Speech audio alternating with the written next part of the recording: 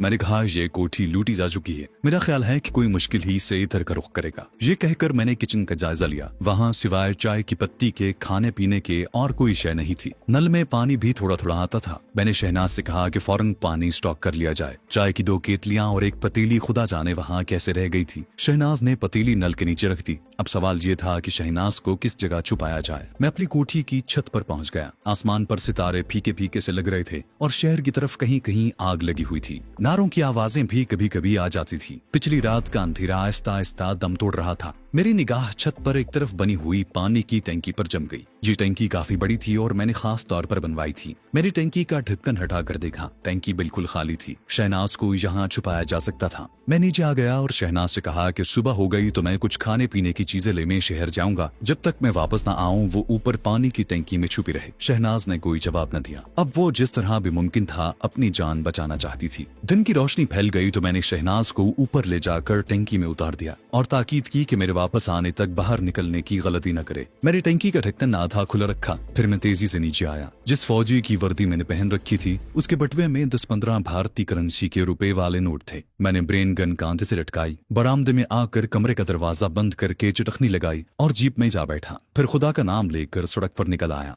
मैं गुलशन की सुनसान सड़कों से निकलकर छावनी जाने वाली बड़ी सड़क पर आ गया। कर्फ्यू को खुले थोड़ी देर हुई थी। दुकानें बंद थीं। अक्सर दुकानें लूटी हुई थीं। ईंट पत्थर सड़क पर बिखरे हुए थे। कुछ जले हुए मकानों से अभी तक धुआं उठ रहा था। बहुत कम लोग नजर आ रहे थे। चौराहे पर इंडियन फौजियों ने मुझे जीप से गुजरते देखकर सैल्यूट किया। मैंने हाथ के हल्के से इशारे से जवाब दिया। कुछ बंगाली जे बंगला के नारे लगाते चौक में से गुजर गए। छावनी एक फरलांग दूर रह गई तो मैं फार्म गेट की तरफ घूम गया। छावनी में कसरत से इंडियन फौज मौजूद थी। मैं उतर जाने का खतरा मोल नहीं ले सकता था। यहाँ बाजार में बेकरी की एक दुकान खुली थी। मैं जीप रोक कर दुकान में दाखिल हुआ तो बंगाली दुकानदार ने मुस्कुरा कर मेरा खैर मकदम किया। मैंने 2 बड़ी डबल रोटियां और कुछ अंडे खरीद कर लिफाफे में रखवाए और पैसे देकर बाहर जीप में आ गया। एक भारतीय सिपाही मेरी जीप को गौर से देख रहा था। मुझे देखकर वो जल्दी से परे हट गया और सैल्यूट मारकर अटेंशन हो गया। मैंने उसे डांटते हुए कहा, उधर क्या देखता है वो जांगली, तुम दुश्मन के इलाके में हो, अंबाला छावनी में नहीं। इंडियन सिपाही ने एक बार फिर मुझे सैल्यूट किया और कहा, सब ठीक है सर। मैं जीप लेकर वहाँ से निकल आया।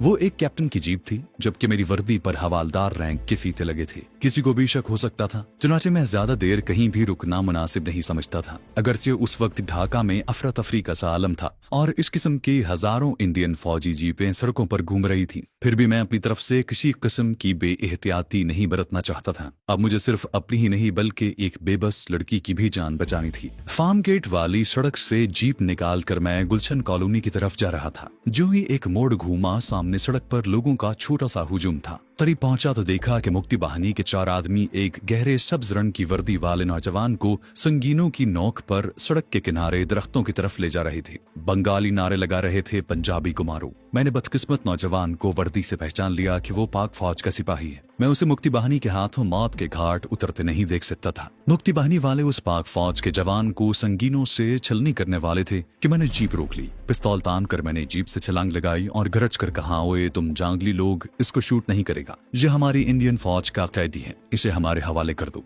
मुक्ति बाहिनी वाले खूनी आंखों से मुझे देखने लगे। मैंने एक हवाई फायर किया और एक बार फिर जोर से कर जा, ओए भाग जाओ, नहीं तो एक एक को भून डालूंगा। ये हमारा कैदी है, इसे हम शूट करेगा। मुक्ति बाहिनी वालों ने अपने सामने इंडियन फौज के हवालदार को पिस्तौल ताने देखा तो बड़बड़ाते हुए दूर हट गए। पाक फौज का जवान अभी तक जमीन पर बैठा हुआ था। मैंने उसे हुक्म दिया कि जीप में बैठ जाओ, तुम हमारा कैदी है, चलो। डबल मार्च जांगली। उस फौजी के कांधे पर रैंक का कोई निशान नहीं था। फरार होने की कोशिश करते हुए उसने रैंक के फीते नोच डाले होंगे। शिकस्त के बाद फौजी ऐसा ही करते हैं। मैंने उस पर पिस्तौल तान लिया, जल्दी उठो, चलो जीप पे बैठो। वो खामोशी से मेरी जीप की अगली सीट पर जाकर बैठ गया। मैंने एक और हवाई फायर किया। लोगों का मजमा इधर उधर हो गया। मुक्ति बाहिनी वाले भी मुझे कोसते हुए वहां से चल दिए। मैंने जीप स्टार्ट की और तेजी से आगे निकल गया। मैंने पाक फौज के जवान से कहा, ये तो मुझे मालूम है कि तुम कौन हो, लेकिन तुम्हारी रेजिमेंट और रैंक क्या है? देखो, मुझसे झूठ मत बोलना। मैंने मुक्ति बाहिनी वालों से तुम्हारी जान बचाई है। अब तुम इंडियन फौज की कैद में हो। उसने मेरा शुक्रिया अदा किया और बताया कि वो 11वीं पंजाब रेजिमेंट का लेफ्टिनेंट है और उसका नाम अल्ताफ है।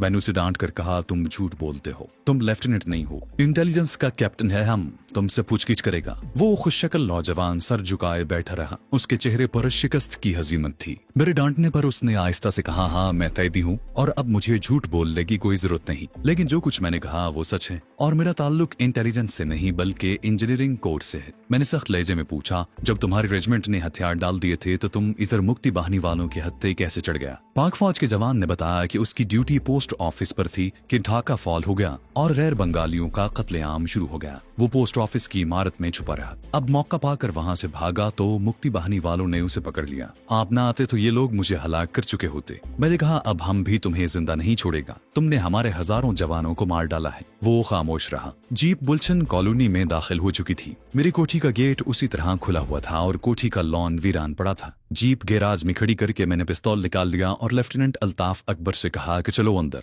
खबरदार अगर भागने की कोशिश की तो शूट कर दूंगा। मैं उसे टीवी लाउंज में ले आया। पाक फौज का जवान यही समझे बैठा था कि मैं उसे शूट करने वाला हूँ, इसलिए वीरान कोठी में लाया हूँ। मैंने उसे दीवार के साथ खड़ा कर दिया, पिस्तौल का रुख उसकी जानिब किया। उसने कहा, अगर तुमने मुझे शूट ही करना था तो मुक्ति बाहिनी वालों से क्यों बचाया? मैं मुस्कुरा दिया, पिस्तौल पेटी के साथ लगा दिया और उसके कांधे पर हाथ रख कर कहा, वो इसलिए कि मैं इंडियन सिपाही नहीं हूँ बल्कि पाकिस्तानी मुसलमान हूँ और तुम्हारा खून होते नहीं देख सकता था। वो एक लम्हे के लिए जैसे सकते में रह गया। फिर उसने मेरी वर्दी की तरफ देखा और कहा, ये वर्दी, जीप, ये सब कुछ? मैंने उसे अपने पास फर्श पर बिठा लिया और शुरू से आखिर तक सारी कहानी सुना दी। ढाका में आने से पहले पठानकोट में मैंने कमांडो की हैसियत से जो कारनामा दिखाया था सिर्फ उनका जिक्र नहीं किया। उसे यही बताया कि मैं ढाके में कारोबार करता था और ये कोठी मेरी मिल्कियत है। मैं ऊपर छत पर गया और टैंकी से शहनाज को निकाल कर नीचे ले आया। वो बेचारी खौफ से नीम जान हो रही थी। मैंने नीचे आते आते उसे लेफ्टिनेंट अल्ताफ के बारे में सब कुछ बताया और कहा कि अब हम 3 हो गए हैं, कोई ना कोई फरार का रास्ता निकाल लेंगे। मैंने शहनाज को डबल रोटी और अंडे देकर कहा कि वो नाश्ता बनाए।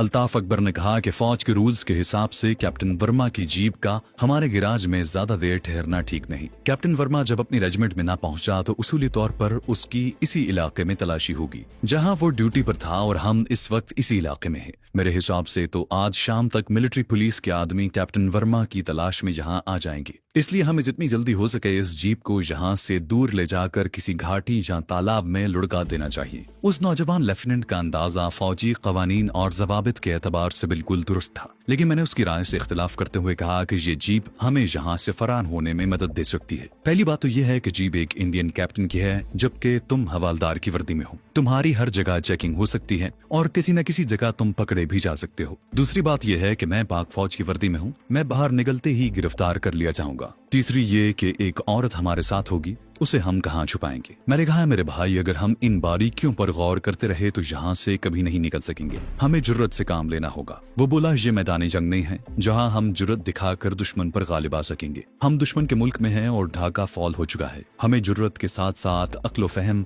और चालाकी और अय्यारी से भी काम लेना होगा। हालात का तकाजा है कि हम जितनी जल्दी हो सके इस जीप से छुटकारा हासिल कर लें। उसके बाद मुझे भी कहीं से भारतीय वर्दी हासिल करना होगी ताकि पहली ही नजर में पहचाना न जा सकूं। अगर मैं तुम्हारे साथ कुर्ते पाजामे के साथ निकलता हूँ तो मुक्ति बाहिनी वाले मुझे पकड़ लेंगे और शहनाज को कहाँ तक बचा सकोगी? मैं सोच में पड़ गया। इतने में शहनाज नाश्ता तैयार करके ले आई। हमने खामोशी से नाश्ता जहरमार किया। सदमे की वजह से शहनाज की भूख मर चुकी थी, मगर जिंदा रहने के लिए उसे मजबूर करके थोड़ा बहुत खिलाया। शहनाज पढ़ी लिखी लड़की थी। फरार के इम्कानात पर वो भी किसी वक्त अपनी राय का इजहार करती। बंगाली जबान उन दोनों में से मैं ज्यादा समझ सकता था और थोड़ी बहुत बोल भी लेता था, लेकिन अगर हम रवानी से भी बंगाली जबान बोल लेते तब भी हमारे खिलते हुए रंग और कद काठ और लहजे हमें पकड़वा सकते थे। मुक्ति बाहिनी वालों ने तो ऐसे ऐसे बिहारियों को भी कत्ल कर दिया था जिनके रंग बंगालियों जैसे थे और जो बड़ी रवानी से बंगला बोलते थे। मकामी लोग उनके लहजे से पहचान लेते कि वो बंगाली नहीं है। इसी उधेड़बुन में दोपहर हो गई। अचानक बाहर कुछ शोर सा सुनाई दिया। मैंने लेफ्टिनेंट अल्ताफ और शहनाज को किचन में जाने का इशारा किया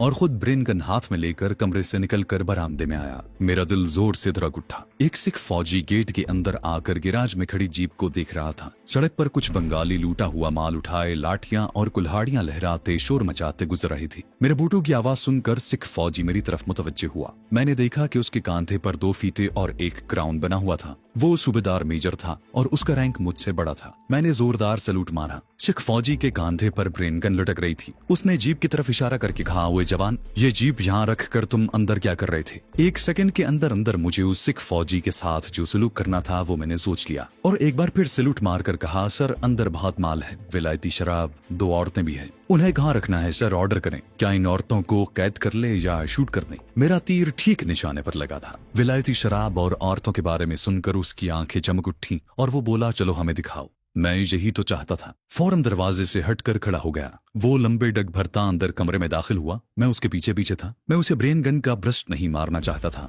इस तरह उसकी वर्दी खून आलूद और नाकारा हो जाती, जबकि मुझे उसकी जरूरत थी। शाह मुझे एक खास किस्म के कमांडो एक्शन से काम लेना था, जिससे एक सेकंड में दुश्मन की गर्दन का मनका तोड़ दिया जाता है। कमांडो ट्रेनिंग के उस्ताद कहा करते थे कि इस एक्शन को अगर पूरी टाइमिंग और महारत से किया जाए तो खुद दुश्मन को भी खबर नहीं होती कि उसकी गर्दन का मनका टूट गया है और वो मर चुका है। मैं इंडियन हवालदार की वर्दी में था। सिख सूबेदार मेजर को एक लम्हे के लिए भी शक न हुआ। गैराज में इंडियन फौज की जीप खड़ी थी। वो इत्मीनान से टीवी लाउंज में आकर बोला, कहाँ है माल लोए? मैं उसके करीब पहुंच गया। सर, दूसरे कमरे में है। वो मेरे बेडरूम की तरफ बढ़ा, जिसका दरवाजा आधा खुला था। मुझे उसी दरवाजे की दहलीज पर कमांडो एक्शन करना था। यह दहलीज उस सिख फौजी की जिंदगी का आखिरी मकाम था और दहलीज पर मौत उसका इंतजार कर रही थी। मैंने अपने आप को एक खास पोजीशन में कर लिया। मेरी रग रग में बिजलियां सी कौंध गईं। सिख फौजी ने दहलीज की तरफ कदम बढ़ाया। उसे दूसरा कदम रखने की मोहलत न मिल सकी। मैं किसी ताकतवर चीते जैसी तेजी से उछला और दूसरे ही लम्हे सिख फौजी की गर्दन मेरे बाजुओं के शिकंजे में एक तरफ लुढ़की हुई थी। उसकी गर्दन का मनका टूट चुका था। उसके बाजू झूल गए थे।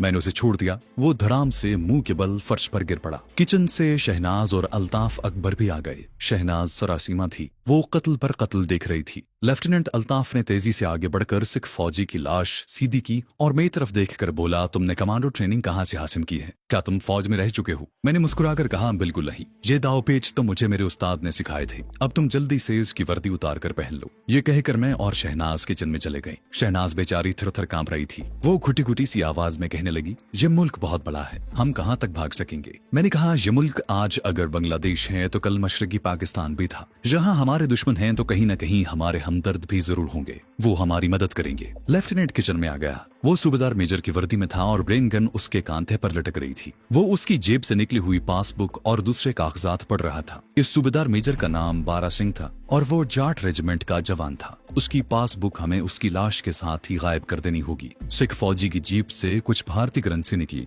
एक गुरमुखी में लिखा हुआ खत भी था, जिस पर लुधियाना के किसी गांव का पता लिखा हुआ था। लुधियाना अंग्रेजी में लिखा था, बाकी सारा पता गुरमुखी में था। हमने सिख फौजी की लाश, उसका खत, उसकी पासबुक और अल्ताफ अकबर की वर्दी को भी तख्ता उठाकर बेडरूम के उस तहखाने में फेंक दिया, जहां पहले से 3 लाशें अब बू मारने लगी थी। पासबुक को इसलिए लाश के साथ तहखाने में फेंक दिया कि उस पर सिख सूबेदार मेजर की तस्वीर लगी थी। हमारा प्रोग्राम ये बना कि शाम का अंधेरा होते ही जीप लेकर निकल पड़े और शिमाल की तरफ किसी मकाम से बॉर्डर क्रॉस करके नेपाल में दाखिल होने की कोशिश की जाए। ये प्रोग्राम बनाना बड़ा आसान था, लेकिन हमें मालूम था कि इस जानलेवा सफर पर कदम कदम पर मौत मुंह फाड़े खड़ी थी। अब सबसे बड़ा मसला शहनाज का था। उसे हम मरने के लिए नहीं छोड़ सकते थे। हम हरगिज ये गवारा नहीं कर सकते थे कि एक शरीफ पाकिस्तानी खातून को मुक्ति बाहिनी वाले अगवा करके ले जाएं। काफी सोचो विचार के बाद आखिर हमने आपस में यही तय किया कि शहनाज को मर्दाना लिबास पहनाकर सिविलियन बंगाली नौकर के भेस में साथ रख लिया जाए। मैंने उसी वक्त जीप निकाली और शहर के एक पुराने बाजार में आ गया,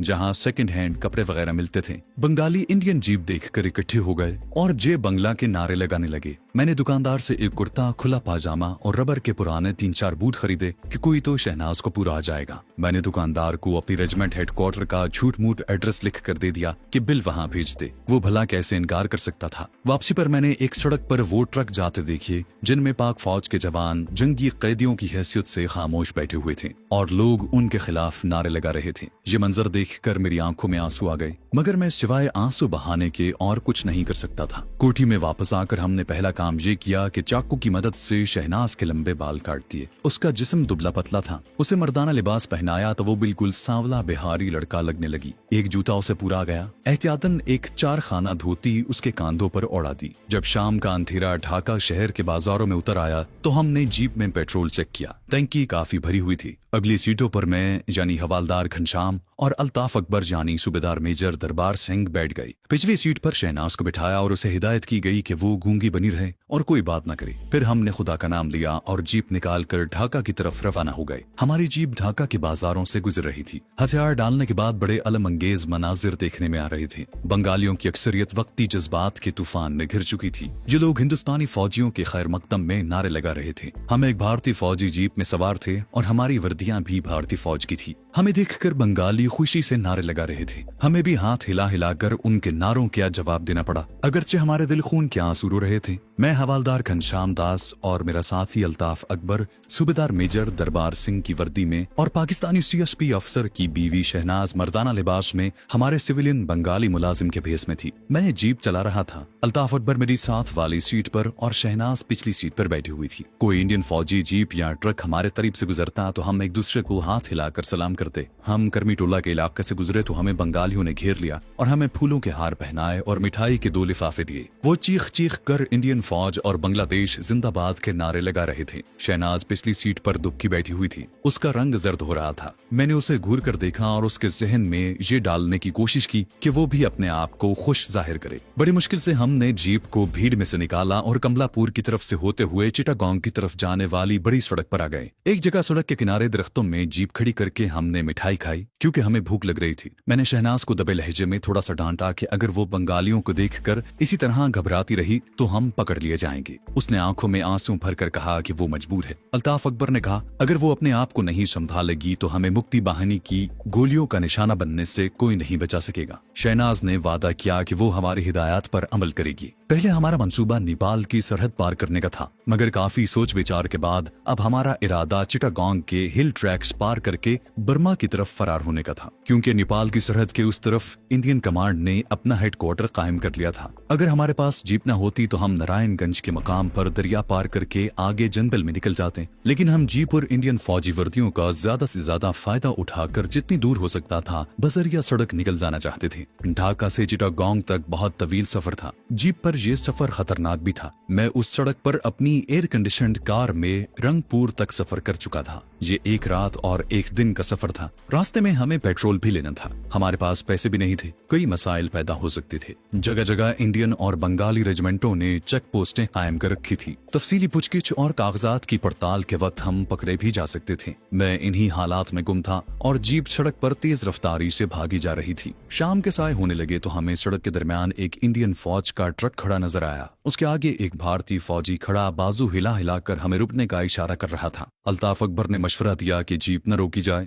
मगर मैंने देख लिया था कि ट्रक में वायरलेस था जिसका एरियल बाहर निकला हुआ था। अगर हम वहां रुके बगैर भाग जाते तो ट्रक में बैठे भारतीय फौजियों को हम पर शक हो सकता था और वो हमारे बारे में सिग्नल देकर मुश्किलात पैदा कर सकते थे। चुनाचे मैंने ट्रक की एक जानिब जीप रोक ली। एक सिख सिपाही ने हमारे करीब आकर सैल्यूट किया और कहा, सर तेल खत्म हो गया है। मैंने देखा कि फौजी ट्रक की अगली सीट पर एक और सिख फौजी बैठा हुआ था। मैंने सिख सिपाही से कहा कि डिब्बा लेकर जीप की टंकी में से थोड़ा सा तेल निकाल ले। मैं इस मुसीबत से पीछा छुड़ाना चाहता था, हालांकि हमें खुद पेट्रोल की जरूरत थी। सिख सिपाही ने सैल्यूट मारा। ट्रक के पीछे से एक टीन का डिब्बा और रबड़ की नलकी निकाली और जीप की टंकी में से पेट्रोल निकालने लगा। मैं जीप में बैठा रहा। मेरी उंगली स्टेन गन के ट्रिगर पर थी। मैं किसी भी सूरत हाल के लिए बिल्कुल तैयार था। लेफ्टिनेंट अल्ताफ खामोश बैठा हुआ था। उसकी आंखों में तशवीश थी। इतने में सामने से एक इंडियन फौजी जीप तेजी से आई और हमारे पहलू में रुक गई। मेरा दिल जोर से धड़क उठा। उसमें एक इंडियन मेजर और उसके 2 बॉडीगार्ड सवार थे। इंडियन मेजर की मूछें नोकीली थी और कांधे पर क्राउन चमक रहा था। उसने करख्त आवाज में पूछा, इधर तुम लोग क्या कर रहा है? दूसरे सिख फौजी ने जल्दी से उतर कर सैल्यूट मारा और बताया कि पेट्रोल खत्म हो गया है। इंडियन मेजर ने हमारी जीप की तरफ देखा और वहीं से बोला, कौन सी रेजिमेंट हो? यहाँ मुझसे एक गलती हो गई थी। हमें चाहिए था कि ज़ाब्ते के मुताबिक एक इंडियन मेजर को सामने देखकर फौरन अपनी जीप से उतरकर उसे सैल्यूट करते। यही गलती हमें लेकर बैठ सकती थी। मैं जीप से उतरकर मेजर के करीब गया और सैल्यूट मारकर कहा, सर 15 हिसार रेजिमेंट। वो भी जीप से उतर आया और मेरे करीब आकर बोला, जवान अपनी पासबुक दिखाओ। मैं सिविलियन होता तो घबरा जाता, लेकिन मैं एक ट्रेंड कमांडो था और इस किस्म के मौकों के लिए तो कमांडोज को खास तौर पर ट्रेनिंग दी जाती है। अगरचे मेरे पास हवालदार घनश्याम दास की पासबुक मौजूद थी, मगर मैंने उस पर लगी हुई घनश्याम दास की तस्वीर उतार कर फाड़ दी थी। मैंने जल्दी से कहा, सर जीप में है। ये कहकर मैं तेजी से मुड़ा, डबल मार्च करता अपनी जीप तक आया। लेफ्टिनेंट अल्ताफ कुछ घबराया हुआ था। पिछली सीट पर बैठी शहनाज भी सहमी हुई थी। मैं यूं ही जीप का डैशबोर्ड खोल बोलने के लिए झुका और धीमी आवाज में अल्ताफ से कहा एक्शन, और उसके साथ ही मैंने पलटकर मेजर पर स्टेन गन की बार मारी। वो उछल कर गिरा। मैंने फौरन ही उसके पीछे जीप में खड़े हुए दोनों फौजियों को भी भून डाला। इस दौरान में अल्ताफ ने बेहद मुस्तैदी का सबूत देते हुए अपनी स्टेन गन से पेट्रोल भरते हुए सिख और ट्रक के पास खड़े दूसरे सिख फौजी को गोलियों का निशाना बना दिया। सड़क पर 5 फौजियों की लाशें तड़प रही थी। मैंने अल्ताफ से कहा लाशों को उठाकर झाड़ियों के पीछे फेंक दिया जाए। शहनाज का खौफ से बुरा हाल हो रहा था। हमने जल्दी जल्दी 5 लाशें सड़क से घसीट कर घनी झाड़ियों में फेंक दी। फिर ट्रक और जीप को धक्का लगाकर सड़क की दूसरी जानिब दरख्तों की तरफ लुढ़का दिया।